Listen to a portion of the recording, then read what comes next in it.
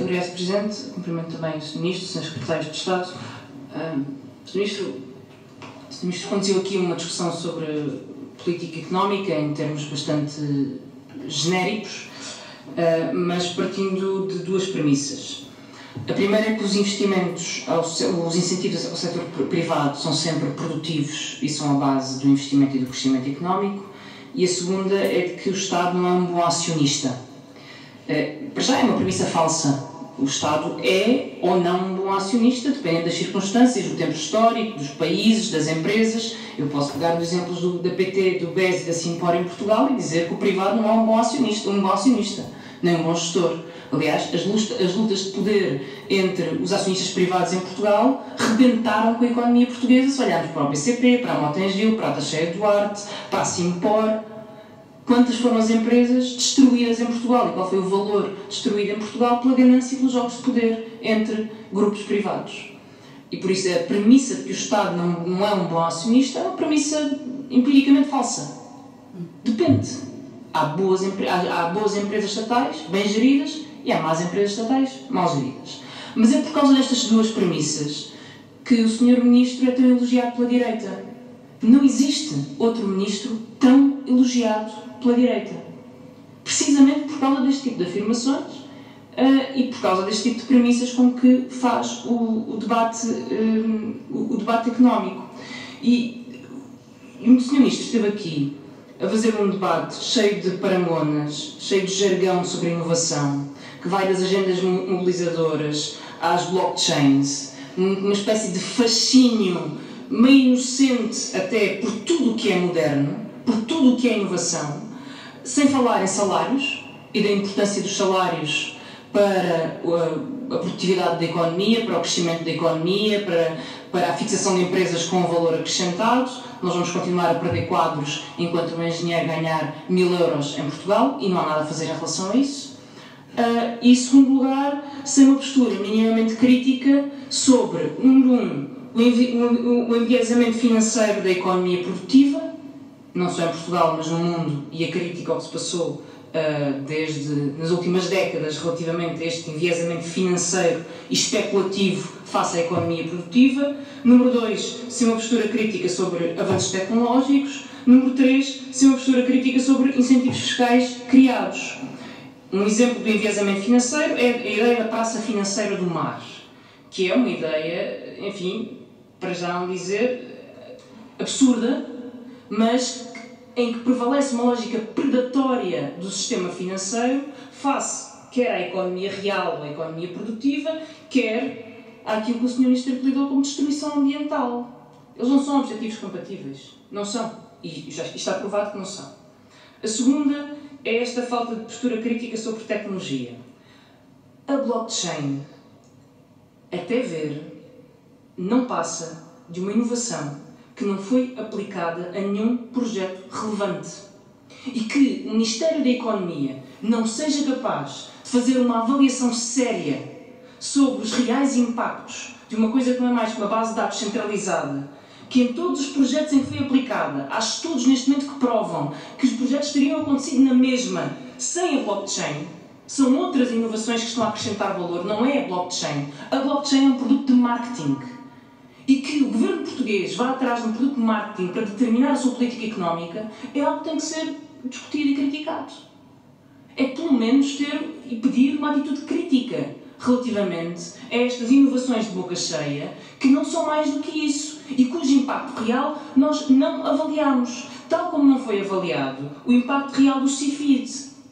Porque o Sr. Ministro disse, e o deputado da Iniciativa Liberal já referiu isso, que o impacto do CIFID se mede pela atratividade, ou pela atração, ou pelo número de fundos, ou pelo número de candidaturas ao CIFID. O CIFID tem candidaturas porque é uma borla fiscal sem igual. Repare, o CIFID está de tal forma construído que um fundo de capital de risco que seja beneficiário de CIFID pode dar prejuízo e continua a valer a pena a uma empresa comprar unidades de participação para abater no IRC. Isto não é um incentivo à economia produtiva. Isto é um capitalismo de aviário em que se criam incentivos fiscais e se tornam empresas e fundos de investimento completamente dependentes e parasitários do Estado. É isto que está em causa com o CIFID.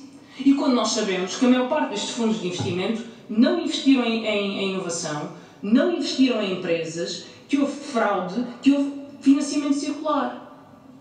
E do Governo não temos uma palavra crítica, não há uma avaliação desta política pública, pelo menos que seja conhecida, a não ser, mais uma vez, foi muito importante, houve muitas empresas a concorrerem.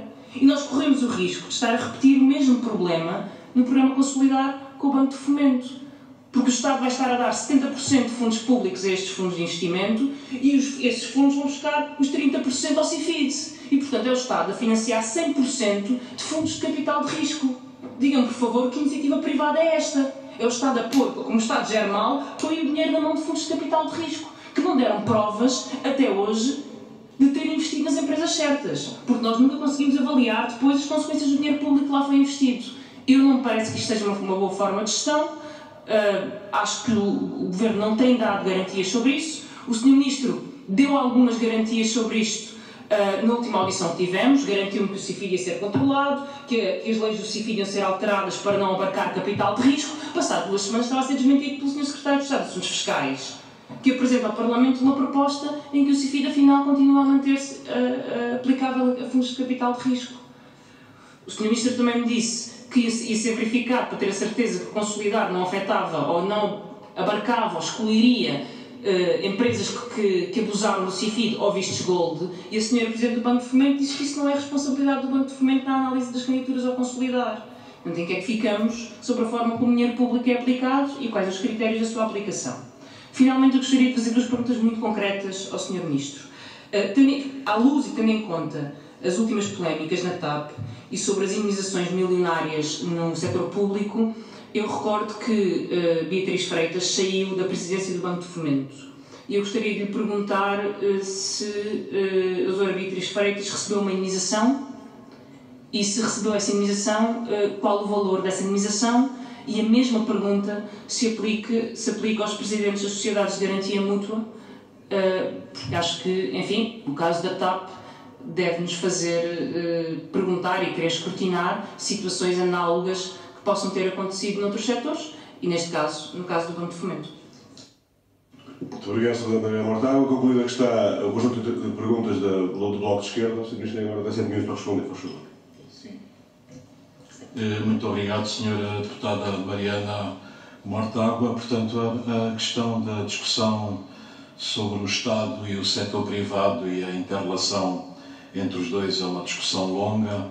Eu penso que as experiências que nós temos quando o Estado é acionista e o Estado dirige empresas, eu já vivi em países assim, o que se passa é extremamente difícil. Portanto, eu diria que o Estado nem sempre é um bom acionista, e também no setor privado não significa necessariamente por ser privado que se é um bom gestor e um bom acionista.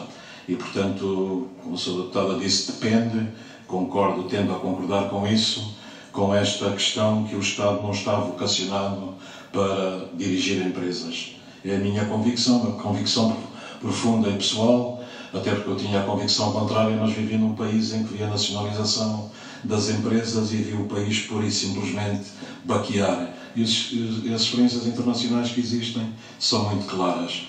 Portanto, nós temos que ter muito cuidado aí, temos que ser rigorosos, e nem sempre o Estado é de facto um bom acionista, e eu mantenho essa minha perspectiva. E, portanto, acho que isso é fundamental quando se analisa a política económica.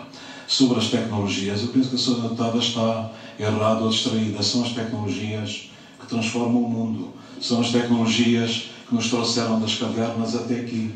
São as tecnologias que explicam o extraordinário desenvolvimento económico que a nossa civilização teve no século XXI.